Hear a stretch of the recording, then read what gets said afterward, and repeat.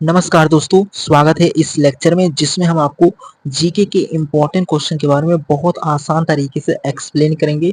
बस आप फोकस सामने रखना, तब जाकर आप बहुत इजीली इन क्वेश्चन को समझ पाएंगे। बहुत इंपॉर्टेंट है, आप लोगों के प्रीवियस ईयर एग्जाम में बनने वाले क्वेश्चन हैं। इसी तरीके से पैटर्न वाइज आप लोगों के एग्जाम में भी क्वेश्चन बनेंगे, तो फोकस सामने रखेंगे तो आप बेहतर तरीके से कर पाएंगे। और इस क्लास को अपने सभी फ्रेंड के साथ शेयर करना होगा ताकि वो भी अपनी तैयारी को और बेहतर कर सके और आने वाले एग्जाम को बहुत इजीली टारगेट कर सके। तो शुरू करते हैं आज का पहला क्वेश्चन क्या है उसके साथ। तो पहला क्वेश्चन आपका इस तरीके से बहुत इंपॉर्टेंट है, इसमें मेंशन भी किया है कि जो भारत की राजधानी का नाम क्या है। तो जो भारत की राजधानी है उसका नाम नई दिल्ली है, ये आपको प्रॉपर समझ होना चाहिए। एंड उसी प्रकार सेकंड क्वेश्चन के बारे में बात करें तो सेकंड क्वेश्चन भी आपका इम्पॉर्टेंट है। तो इसमें मेंशन किया है कि जो भारत के प्रथम राष्ट्रपति कौन थे। तो भारत के जो प्रथम राष्ट्रपति थे उनका नाम है डॉक्टर राजेंद्र प्रसाद। ये आपको क्लियर होना चाहिए। ये सभी पॉलिटी के क्वेश्चन है, बहुत इंपॉर्टेंट है। एंड तीसरा नंबर ये भी अपने आप में बहुत इंपॉर्टेंट है, इसमें मेंशन किया है कि जो आपका ताजमहल किसने बनवाया था।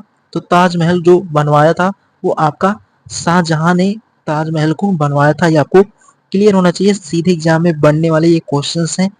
एंड उसी प्रकार अगले क्वेश्चन के बारे में बात करें तो ये भी बहुत ही इंपॉर्टेंट है। इसमें मेंशन किया है कि जो हरित क्रांति के जनक जाने जाते हैं वो कौन है। वो आपके एम एस स्वामीनाथन जो हैं, वो हरित क्रांति के भारत के जो हैं वो जनक हैं। ये आपको क्लियर होना चाहिए। तो ओवरऑल इस तरीके से आप इन 4 क्वेश्चन को बहुत आसानी से समझ गए होंगे। एग्जाम के पॉइंट ऑफ से क्लास बहुत इंपॉर्टेंट है। उसी तरीके से इन क्वेश्चन को भी सेट किया है क्योंकि एग्जामिनर के ऊपर डिपेंड करता है, वो इजी एंड हार्ड दो तरीके से क्वेश्चन को डिजाइन करते हैं। तो आपको फोकस सामने रखना होगा, चाहे वो इजी हो या हार्ड। आपको तैयारी कर रहे हैं तो आपको ये नहीं देखना है कि ये टॉपिक आपका इजी है। कभी कभी आपके एग्जाम में यही से क्वेश्चन बनते हैं, लेकिन एग्जाम का प्रेशर होने के कारण आप इजी क्वेश्चन को भी रॉन्ग कर देते हैं। तो इन गलतियों से बचें, तब जाकर आप बहुत इजीली सेलेक्ट हो पाएंगे किसी भी गवर्नमेंट एग्जाम में। उसके बाद बढ़ते हैं अगले क्वेश्चन के बारे में जो कि और इम्पोर्टेंट क्वेश्चन है उसके बारे में। एंड उसके बाद पांचवा नंबर क्वेश्चन बहुत इंपॉर्टेंट है एग्जाम के पॉइंट ऑफ व्यू से। इसमें मेंशन किया है इस तरीके से। तो इसमें पूछ रहा है आपसे कि जो आपका राष्ट्रगान होता है यानी कि जो जनगण मन है, उसके जो रचयिता कौन है, वो आपके रविन्द्रनाथ टैगोर हैं। ये आपको क्लियर होना चाहिए। एंड उसी प्रकार 6 नंबर क्वेश्चन आपका बहुत इंपॉर्टेंट है। इसमें मेंशन किया है कि भारत में कुल कितने राज्य हैं 2025 में। तो 2025 में भारत में 28 राज्य यानी कि 28 राज्य और 8 केंद्र शासित प्रदेश, ये आपको प्रॉपर क्लियर होने चाहिए। बहुत इंपॉर्टेंट ये है क्वेश्चंस, सीधे एग्जाम में बनने वाले क्वेश्चंस हैं। एंड उसी प्रकार 7th नंबर ये भी आपका बहुत इंपॉर्टेंट है। इसमें मेंशन किया है कि भारत का जो राष्ट्रीय पशु कौन सा है। तो भारत का जो राष्ट्रीय पशु है वो आपका बाघ है। इसी प्रकार 8 नंबर क्वेश्चन में मेंशन किया है। इसमें पूछ रहा है कि राष्ट्रीय पक्षी कौन सा है। तो राष्ट्रीय पक्षी आपका मोर है। तो इस तरीके से ओवरऑल आप ये भी क्वेश्चन बहुत इजीली समझ के होंगे। इंपॉर्टेंट क्वेश्चंस हैं। एंड बढ़ते हैं इसके आगे वाले क्वेश्चन के बारे में। तो अगला क्वेश्चन क्या है उसको फोकस से समझना। उसके बाद ये भी आपका बहुत ही इंपॉर्टेंट क्वेश्चन है। इसमें मेंशन किया है कि जो आपका राष्ट्रीय फल कौन सा है। तो आम यानी कि जो मैंगो होता है वो राष्ट्रीय फल है कहाँ का, इंडिया का, यानी कि भारत का राष्ट्रीय जो फल है वो मैंगो है। एंड उसी प्रकार 10th नंबर क्वेश्चन के बारे में बात करें तो ये भी अपने आप में इम्पोर्टेंट है। तो इसमें मेंशन किया है आपका बहुत इम्पोर्टेंट है कि जो राष्ट्रीय पुष्प है आपका यानी कि जो राष्ट्रीय फूल है वो आपका कमल है। ये भी आपको क्लियर होना चाहिए। एंड उसी प्रकार 11th नंबर क्वेश्चन भी अपने आप में इम्पोर्टेंट है कि भारत का सबसे बड़ा राज्य क्षेत्रफल के अनुसार कौन सा है। तो जो भारत का सबसे बड़ा राज्य क्षेत्रफल के अनुसार वो आपका राजस्थान है। ये आपको क्लियर हो गया होगा। एंड उसी प्रकार आपको ये भी क्लियर होना चाहिए कि जो भारत का सबसे छोटा राज्य क्षेत्रफल के अनुसार है वो गोवा है। एंड 12वें नंबर क्वेश्चन के बारे में बात करें तो ये तो बहुत इंपॉर्टेंट है, सीधे प्रीवियस ईयर एग्जाम में बनने वाला क्वेश्चन है। इसमें मेंशन किया है कि भारत की सबसे बड़ी नदी कौन सी है। तो जो भारत की सबसे बड़ी नदी है वो आपकी गंगा नदी है। ये आपको क्लियर होना चाहिए, बहुत इंपॉर्टेंट है, सीधे एग्जाम में बनने वाले क्वेश्चन हैं। तो उम्मीद करता हूँ आप इन 12 क्वेश्चन को आप बहुत इजीली समझ गए होंगे, बहुत ही इंपॉर्टेंट है। एंड उसके बाद अगले क्वेश्चन के बारे में बात करें तो अगला क्वेश्चन आपका बहुत इंपॉर्टेंट है। इसमें मेंशन किया है बहुत ही इंपॉर्टेंट है। इसमें पूछ रहा है आपसे कि एंड उसके बाद 14 नंबर क्वेश्चन अपने आप में बहुत इंपॉर्टेंट है। इसमें मेंशन किया है कि भारतीय संसद में कितने सदन है। तो भारतीय जो संसद है उसमें सदन जो है आपके वो दो सदन होते हैं।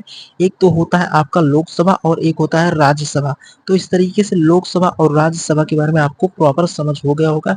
एंड उसी प्रकार अगला क्वेश्चन भी आपका बहुत इंपॉर्टेंट है, सीधे एग्जाम में बनने वाले क्वेश्चंस हैं। तो 15 नंबर भी आपका बहुत इंपॉर्टेंट है, इसको फोकस से समझना। इसमें मेंशन किया है कि संविधान सभा के अध्यक्ष कौन थे। तो यानी कि जो संविधान सभा के अध्यक्ष थे वो आपके डॉक्टर राजेंद्र प्रसाद जो कि संविधान सभा के अध्यक्ष है, ये आपको क्लियर होना चाहिए। एंड उसी प्रकार वंदे मातरम गीत किसने लिखा था। तो बंकिम चंद्र चट्टोपाध्याय जो है, ये बंकिम चंद्र जो चट्टोपाध्याय है इन्होंने ही वंदे मातरम गीत को लिखा था। यह भी आपको प्रॉपर समझ होने चाहिए, बहुत इंपॉर्टेंट क्वेश्चंस हैं। इसी तरीके से आप लोगों के एग्जाम में भी क्वेश्चंस बनेंगे, तो आप इन क्वेश्चन का फोकस से रिवीजन करना ताकि आप लंबे समय तक इन क्वेश्चन को याद रख सकें और एग्जाम में आए तो बहुत इजीली इनको कर सकें। एंड उसी प्रकार अगले क्वेश्चन के बारे में बढ़ते हैं।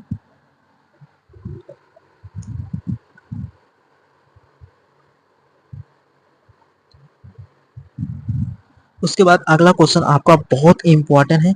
इसमें मेंशन किया है भारत का जो राष्ट्रीय खेल क्या है। तो यानी कि जो भारत है, इंडिया का जो राष्ट्रीय खेल है वो आपका हॉकी है, ये आपको क्लियर होना चाहिए, बहुत इंपॉर्टेंट है।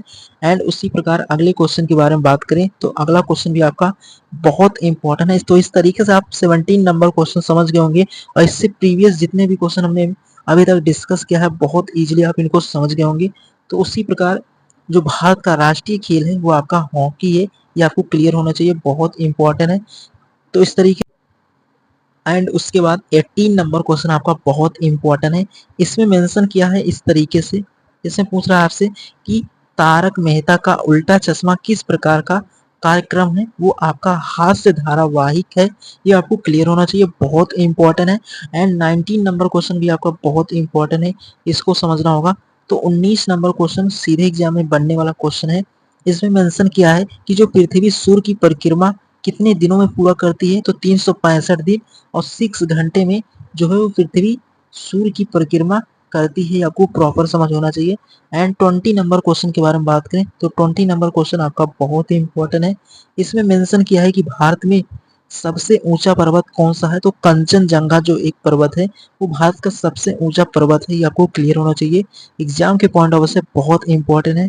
एंड उसके बाद अगले क्वेश्चन के बारे में बात करें तो अगला क्वेश्चन भी आपका बहुत इंपॉर्टेंट है, ये है 21 है। इसमें मेंशन किया है, तो इसमें मेंशन किया है कि जो आपका आईसीसी का पूरा नाम क्या है।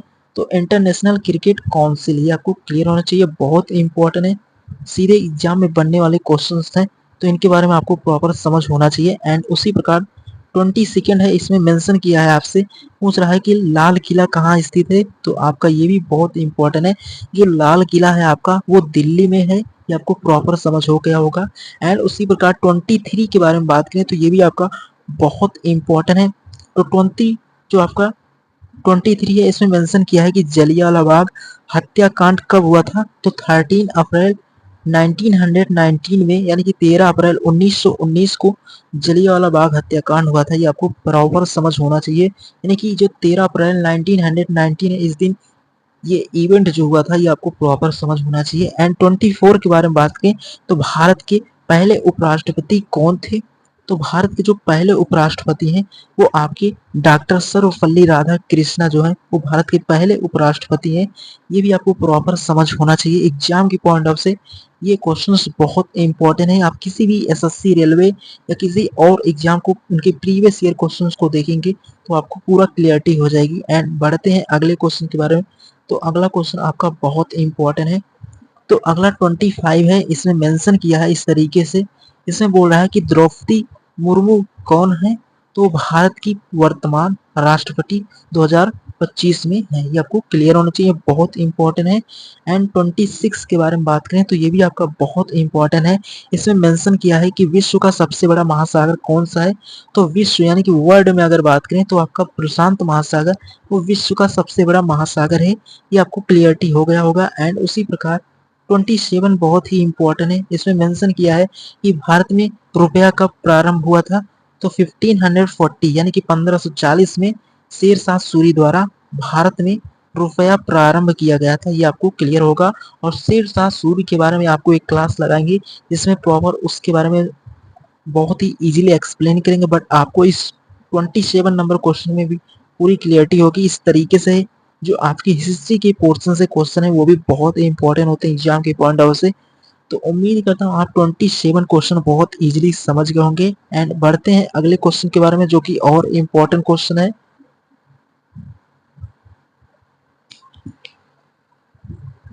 उसके बाद 28 है, इसमें मेंशन किया है कि जय जवान जय किसान का नारा किसने दिया था। तो लाल बहादुर शास्त्री ने जय जवान जय किसान का नारा दिया था। ये आपको प्रॉपर समझ हो गया होगा, बहुत इंपॉर्टेंट क्वेश्चन था। एंड उसी प्रकार 29 है, इसमें बोला है विश्व का सबसे बड़ा देश क्षेत्रफल के अनुसार कौन सा है। तो आपका जो क्षेत्रफल के अनुसार सबसे बड़ा देश है वो आपका रूस है, ये आपको क्लियर होगा। बहुत इंपॉर्टेंट है कि जो क्षेत्रफल के अनुसार विश्व में सबसे बड़ा देश है वो आपका रूस है। एंड उसके बाद अगला है कि विटामिन डी हमें कहाँ से मिलता है। तो सूर्य की किरण से हमें विटामिन डी मिलता है, ये आपको क्लियर होना चाहिए, बहुत इंपॉर्टेंट है।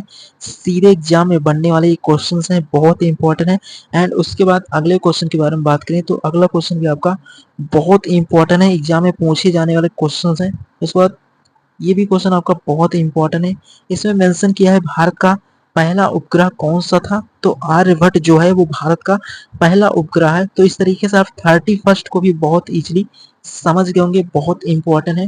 एंड 32 के बारे में बात करें, ये आपका बहुत इंपॉर्टेंट है कि इसरो का मुख्यालय कहाँ है। तो बेंगलुरु में है, ये आपको क्लियर होना चाहिए, बहुत इंपॉर्टेंट। जो आपके हेडक्वार्टर से संबंधित क्वेश्चंस होते हैं वो बहुत इंपॉर्टेंट होते हैं एग्जाम की पॉइंट ऑफ व्यू से। एंड 33 के बारे में बात करें, ये भी आपका बहुत इंपॉर्टेंट है।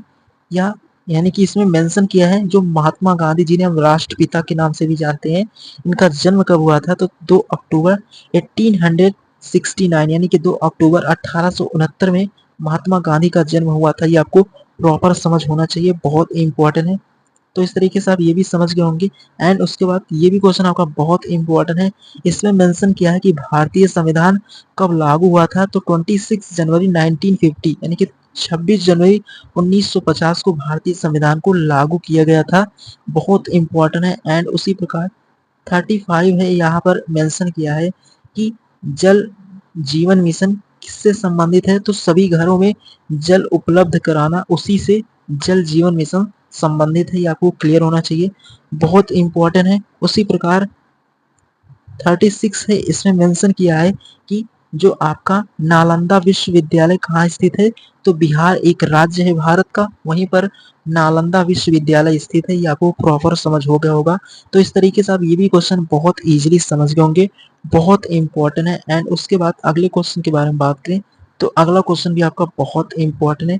उसके बाद 37 है, इसमें मेंशन किया है कि जीवन बीमा निगम यानी कि जो जीवन बीमा निगम है LIC, ये स्थापना कब हुआ था। तो 1956 में जीवन बीमा निगम LIC की स्थापना हुआ था 1956 में, ये आपको क्लियर होना चाहिए।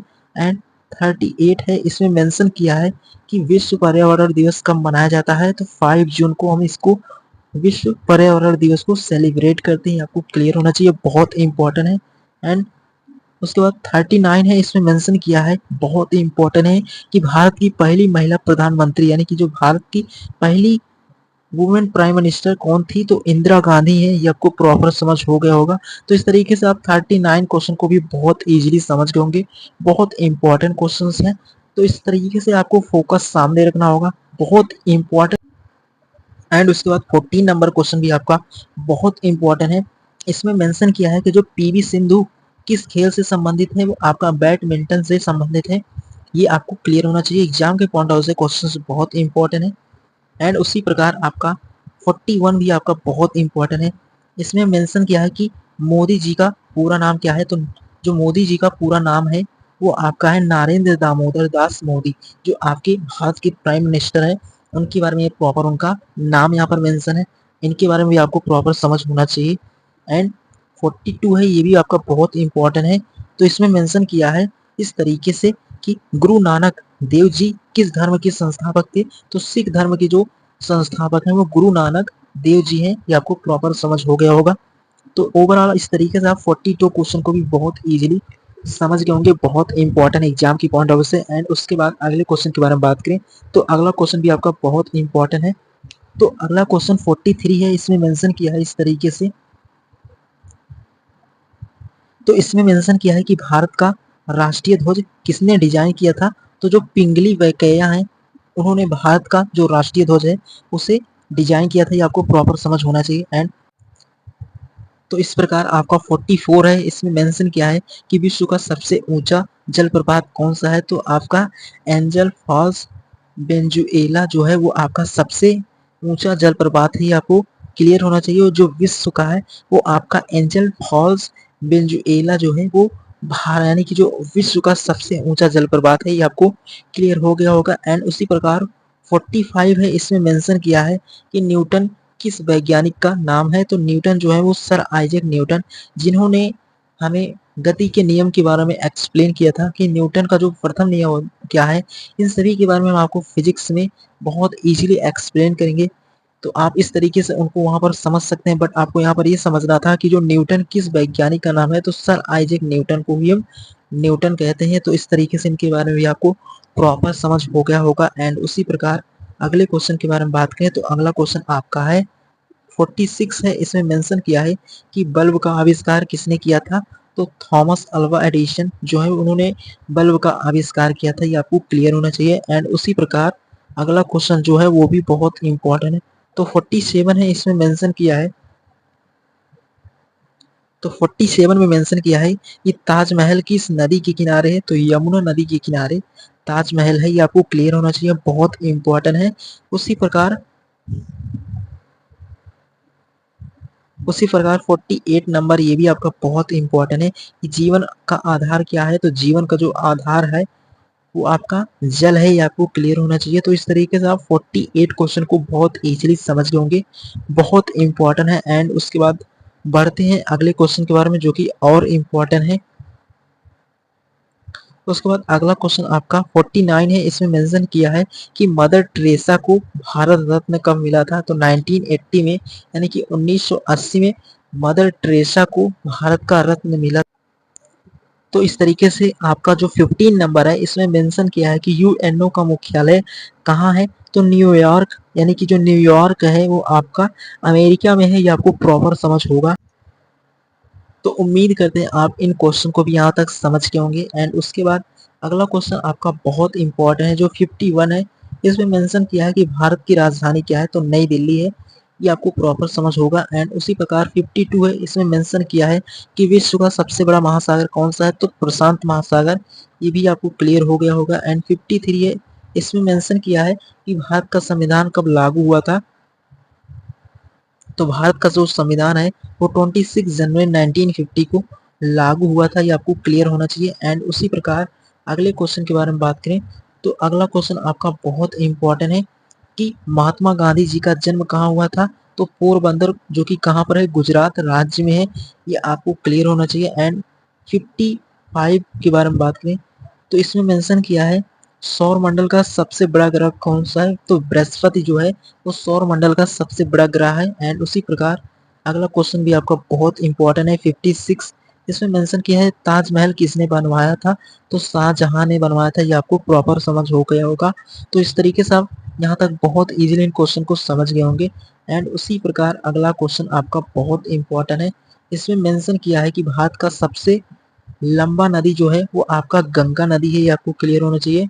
एंड उसी प्रकार 58 है, इसमें मेंशन किया है कि विश्व की सबसे ऊंची चोटी कौन सी है। तो माउंट एवरेस्ट विश्व की सबसे ऊंची चोटी है। एंड उसी प्रकार 59 के बारे में बात करें तो इसमें मेंशन किया है भारत की पहली महिला राष्ट्रपति कौन थी। तो आपकी प्रतिभा पाटिल है, वो भारत की पहली एक ऐसी महिला थी जो राष्ट्रपति बनी थी, आपको प्रॉपर समझ हो गया होगा। तो इस तरीके से तो उम्मीद करता हूँ आप इन क्वेश्चन को ही बहुत इजीली समझ के होंगे। एंड बढ़ते हैं इसके अगले वाले क्वेश्चन के बारे में जो कि और इम्पोर्टेंट क्वेश्चन है। तो इस तरीके से आपका जो 16 नंबर क्वेश्चन है इसमें मेंशन भी किया है। तो इसमें मेंशन किया है कि क्रिकेट में एक सदी यानी कि सेंचुरी कितने रन की होती है। तो क्रिकेट में जो सेंचुरी होता है वो 100 रन का होता है, ये आपको क्लियर होना चाहिए, बहुत इंपॉर्टेंट है। उसी प्रकार आपका 61 है, इसमें मेंशन किया है इस तरीके से, बहुत इंपॉर्टेंट क्वेश्चन है। इसमें मेंशन किया है कि भारतीय स्वतंत्रता संग्राम में लाल किला झंडा किसने फहराया था? तो नेताजी सुभाष चंद्र बोस ने भारतीय स्वतंत्रता संग्राम में लाल किला झंडा को जो फहराने वाले हैं वो नेताजी सुभाष चंद्र बोस थे। ये आपको क्लियर होना चाहिए। एंड उसी प्रकार अगला क्वेश्चन 62 है, ये भी आपका बहुत इंपॉर्टेंट है। इसमें मेंशन किया है कि विश्व स्वास्थ्य संगठन WHO का मुख्यालय जिनेवा स्विट्जरलैंड में है। आपको क्लियर होना चाहिए, बहुत इंपॉर्टेंट क्वेश्चन था। एग्जाम की पॉइंट ऑफ व्यू से ये क्वेश्चन बहुत इंपॉर्टेंट है, सीधे एग्जाम में बनने वाले क्वेश्चन है। तो उम्मीद करता हूँ आपका फोकस सामने होगा, तो इन क्वेश्चन को समझ गए होंगे। एंड उसके बाद आज के जो इम्पोर्टेंट क्वेश्चन है ये भी इम्पोर्टेंट है। तो इसमें मेंशन किया है कि भारत के जो पहले प्राइम मिनिस्टर कौन थे? तो जवाहरलाल नेहरू हैं। ये आपको प्रॉपर समझ हो गया होगा। एंड उसी प्रकार 64 जो है ये भी बहुत इंपॉर्टेंट है। इसमें मेंशन किया है कि पृथ्वी से सबसे नजदीकी जो ग्रह है वो आपका शुक्र है। ये भी आपको क्लियर होना चाहिए। एंड उसी प्रकार 65 है, ये भी आपका बहुत इंपॉर्टेंट है। इसमें मेंशन किया है कि भारत का जो राष्ट्रीय पक्षी कौन सा है? तो मोर, यानी कि तो उम्मीद करता हूँ आप यहाँ तक सभी क्वेश्चन को बहुत इजीली समझ गए होंगे। एंड उसके बाद बढ़ते हैं, अगला क्वेश्चन क्या है इसके बारे में। तो ये क्वेश्चन आपका बहुत इंपॉर्टेंट है, सीधे एग्जाम में बनने वाला क्वेश्चन है। इसमें मेंशन किया है कि कंप्यूटर का जनक किसे माना जाता है? तो चार्ल्स बेबेज को कंप्यूटर का जनक माना जाता है। तो इस तरीके से आप इस क्वेश्चन को भी बहुत इजीली समझ गए होंगे, बहुत इंपॉर्टेंट है। एंड उसी प्रकार अगला क्वेश्चन ये भी इंपॉर्टेंट है कि भारत की सबसे लंबी सीमा किस देश की है? जो बांग्लादेश है उसकी सीमा सबसे लंबी है, ये आपको क्लियर होना चाहिए। ये भी बहुत इंपॉर्टेंट है, किस देश की है? तो आपका बांग्लादेश जो है वो भारत की सबसे लंबी सीमा वाला देश है। एंड उसी प्रकार इसमें मेंशन किया कि तीसरा विश्व युद्ध कौन लड़े थे, यानी कि तीसरा विश्व युद्ध कौन लड़े थे, ये आपको प्रॉपर समझ होना चाहिए। तो अभी तक ऐसा कुछ नहीं हुआ, यानी कि तीसरा विश्व युद्ध अभी तक नहीं हुआ है, ये आपको क्लियर होना चाहिए, बहुत इंपॉर्टेंट है एग्जाम के पॉइंट ऑफ व्यू से। तो ओवरऑल आप इस तरीके से ये भी क्वेश्चन बहुत इजीली समझ गए होंगे, बहुत इंपॉर्टेंट है। उसके बाद 69 है, इसमें मेंशन किया है, तो इसमें पूछ रहा है आपसे कि विश्व में सबसे अधिक जनसंख्या वाला देश कौन सा है? तो चीन है। एंड उसी प्रकार 17 है, इसमें मेंशन किया है कि भारत का जो राष्ट्रीय खेल कौन सा है? वो हॉकी है, ये आपको क्लियर होना चाहिए। एंड उसी प्रकार 71 है, इसमें मेंशन किया है कि भारत के सर्वोच्च न्यायालय का मुख्यालय कहाँ पर है? तो आपका नई दिल्ली में। तो इस तरीके से आज की इस इम्पोर्टेंट क्लास को यहाँ तक आप समझ गए होंगे, बहुत ही इंपॉर्टेंट क्लास था जिसमें हमने बहुत इजीली इन क्वेश्चन को समझ लिया है। आपके एग्जाम के पॉइंट ऑफ से क्लास बहुत इंपॉर्टेंट था, इसमें हर तरीके के क्वेश्चन हमने डिस्कस किया है। अगर आपके मन में कोई डाउट हो तो कमेंट बॉक्स में मेंशन कर सकते हैं। बाकी क्लास कैसे लगा यही कमेंट करके जरूर बताना, और अपने सभी